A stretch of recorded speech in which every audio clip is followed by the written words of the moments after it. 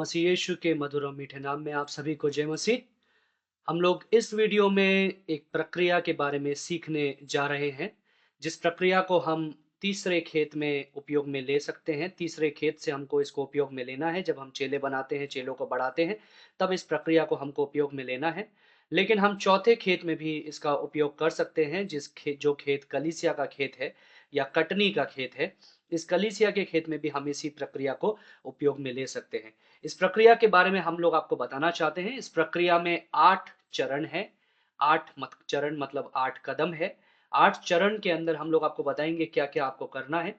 जैसे आप सभा की शुरुआत करते हैं, आप एक-दूसरे के साथ में मिलते हैं, आप एक-दूसरे से बातें कर सकते हैं, एक-दूसरे का हाल-चाल पूछ सकते हैं, एक-दूसरे के बारे में पता कर सकते हैं, पूछ सकते हैं।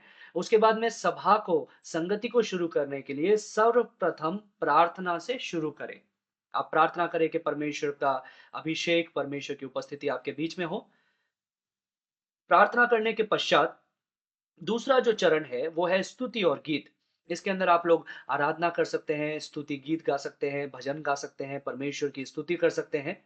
उसके बाद में तीसरा जो चरण है, वो है दोहराना। ये दोहराना बहुत ही आवश्यक है, बहुत ही महत्वपूर्ण है, क्योंकि इस दोहराए जाने में आप लोग क्या करते हैं, पिछले सप्ताह आपने जो कुछ सीखा है, पिछले सप्ताह हमने क्या सीखा?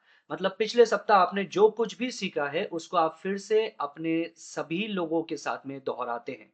और याद रखिए ये दोहराए जाना एक व्यक्ति के लिए नहीं है, लेकिन सारी मंडली के लिए है, सारे लोगों के लिए है। जितने विश्वासी आ रहे हैं, जितने चेले आ रहे हैं, सभी के लिए है कि सभी को दोहराना है, ज़रूरी है दोहराना कि पिछले सप्ताह उन्होंने क्या सीखा। चौथा जो चरण है वो है जवाबदेही। सीखने के पश्चात ये चौथा जो है चरण वो है जवाबदेही। जवाबदेही का मतलब होता है जब हमने आखिरी बार मुलाकात की थी, तब से आपने अभी तक सुसमाचार किस-किस को सुनाया?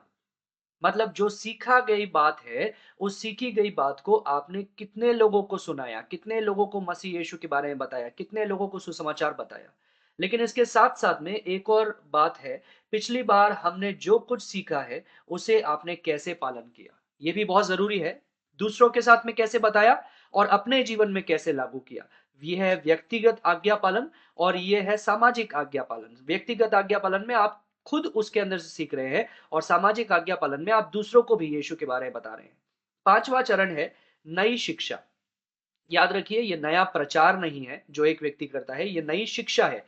शिक्षा का मतलब है सभी लोगों का योगदान होना ज़रूरी है, सभी लोगों का सहभागिता होना ज़रूरी है। जितने विश्वासी आए हैं, सबको बोलना ज़रूरी है। इसमें आप एक कहानी को सुना करके उसमें से प्रश्न पूछ सकते हैं। क्या-क्या प्रश्न पूछ सकते हैं आप? पहला प्रश्न, आप परमेश्वर के बारे में क्या सीखते हैं? इस पद में से बाइबल का जो भी पद आपने पढ़ा है, उसमें से परमेश्वर के बारे में क्या सीख सकते हैं, ये आपको प्रत्येक से पूछना है, प्रत्येक को उसका जवाब भी देना है।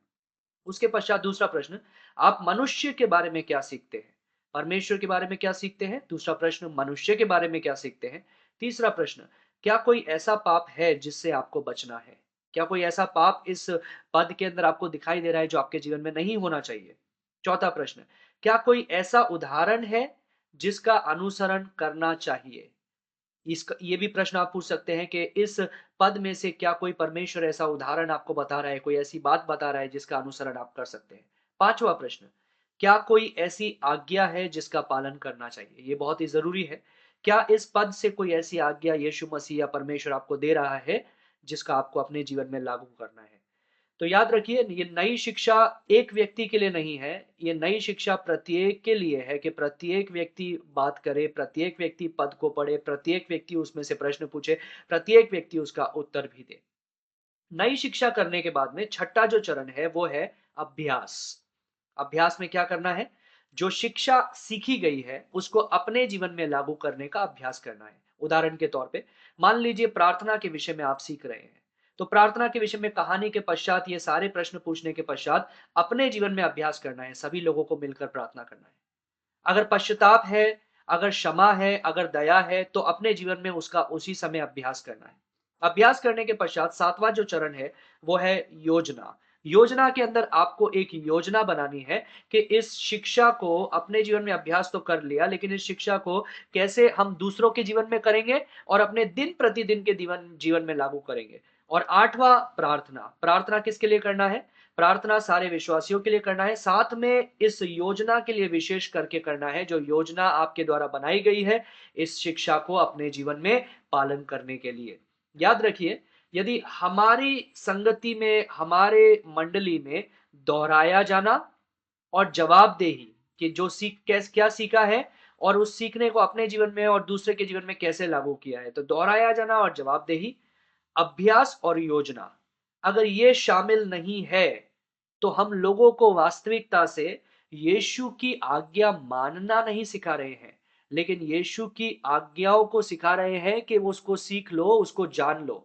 वो सिर्फ लोग जानते हैं, लेकिन कुछ करते नहीं हैं। तो दोहराया जाना बहुत ही आवश्यक है। क्या सीखा है, वो याद होना चाहिए। दूसरा, जवाबदेही, जो सीखा है उसको अपने जीवन में कैसे लागू किया, सुसमाचार कितनों को सुनाया। और अभ्यास, हर नई शिक्षा के बाद में अभ्यास बहुत महत्वपूर्ण है और योजना महत्वपूर्ण है कि इस शिक्षा को अपने जीवन में इस हफ्ते में, इस सप्ताह में कैसे पालन करेंगे। परमेश्वर आप में से प्रत्येक को आशीष दे। आशा करते हैं ये 8 चरण आपको समझ में आए होंगे। जय मसीह।